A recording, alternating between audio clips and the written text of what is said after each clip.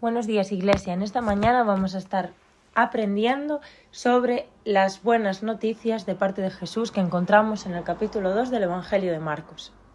Y vamos a comenzar con la primera parte que he titulado La fe acerca a las personas a Jesús. En esta primera parte nos encontramos a 4 amigos que quieren llevar a su amigo paralítico hasta Jesús.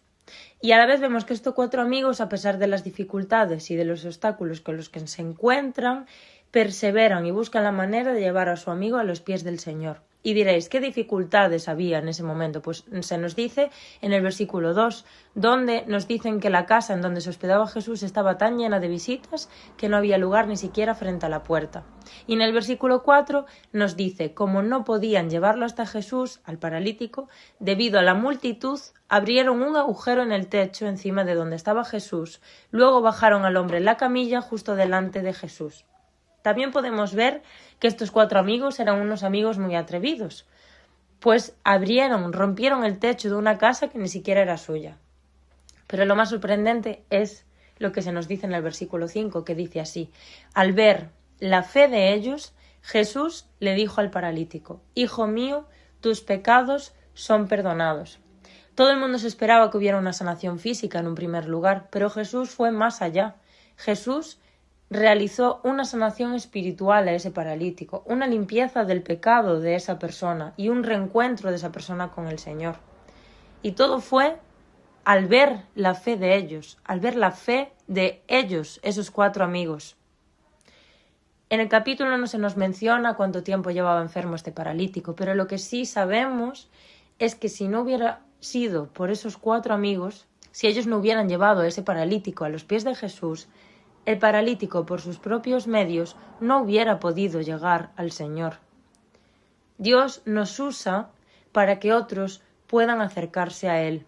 Tu fe puede acercar a otros al Señor. Y me gustaría haceros una pregunta. ¿Estamos ayudando a otros a acercarse a Jesús como lo hicieron estos 4 amigos? Y la otra pregunta que me gustaría hacer es: ¿qué Jesús estoy mostrando a las personas? Ya que en las siguientes partes de este capítulo podemos observar en la segunda cuando Jesús llama a Leví. Jesús llama a Leví, en el versículo 14 se nos dice que Jesús le dice: sígueme y sé mi discípulo. Entonces Leví se levantó y lo siguió. En aquella época un cobrador de impuestos era una persona despreciada por la sociedad, ya que eran vistos como traidores y ladrones, porque en algunas situaciones cobraban más dinero del que debían para enriquecerse. Jesús llamó a un cobrador de impuestos, y más tarde se sentó en una mesa con más cobradores de impuestos y otros pecadores de mala fama. Y rápidamente fue criticado de nuevo por los fariseos. Y Jesús responde en el versículo 17: la gente sana no necesita médico, los enfermos sí. No he venido a llamar a los que se creen justos, sino a los que saben que son pecadores. Más tarde vemos una discusión acerca del ayuno, en la que se cuestiona por qué los discípulos de Jesús no ayunaban y se comparaba con los discípulos de Juan y se comparaba con los fariseos, que estos sí ayunaban, a lo que Jesús responde en el versículo 19. ¿Acaso los invitados de una boda ayunan mientras festejan con el novio? Por supuesto que no. No pueden ayunar mientras el novio está con ellos, pero un día el novio será llevado y entonces sí ayunarán. Además, ¿a quién se le ocurriría remendar una prenda vieja con tela nueva? Pues el remiendo nuevo encogería y se desprendería de la tela vieja, lo cual dejaría una rotura aún mayor que la anterior. Y nadie pone vino nuevo en los cueros viejos, pues el vino reventaría los cueros, y tanto el vino como los cueros se echarían a perder. El vino nuevo necesita cueros nuevos. Más tarde encontramos la discusión acerca del día de descanso, en la que podemos ver que Jesús caminaba por unos terrenos junto a sus discípulos y estos empezaron a arrancar espigas de grano para comer. Entonces los fariseos de nuevo cuestionaron a Jesús por qué sus discípulos violaban la ley al cosechar granos en el día de descanso. Y Jesús dice en el versículo 27, y es el que me gustaría destacar: el día de descanso se hizo para satisfacer las necesidades de la gente, y no para que la gente satisfaga los requisitos del día de descanso. Así que el Hijo del Hombre es Señor, incluso el día de descanso. Así que la pregunta de ¿qué Jesús estamos mostrando a nuestros amigos? Me gustaría destacar que cuando Jesús vino a enseñarnos, entre otras cosas, que el cristianismo no puede ser solo tradiciones o reglas.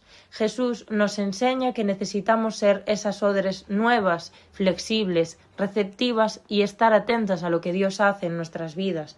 Buscar a Dios, leer las Escrituras y aplicarlas día a día. Debemos mostrar al Jesús verdadero. Un Jesús que se acerca a pecadores, que llama a personas imperfectas y que ofrece la gracia de Dios. En Marcos 2 vemos un paralítico que necesita ayuda, pecadores que necesitan gracia y religiosos que necesitan una transformación del corazón.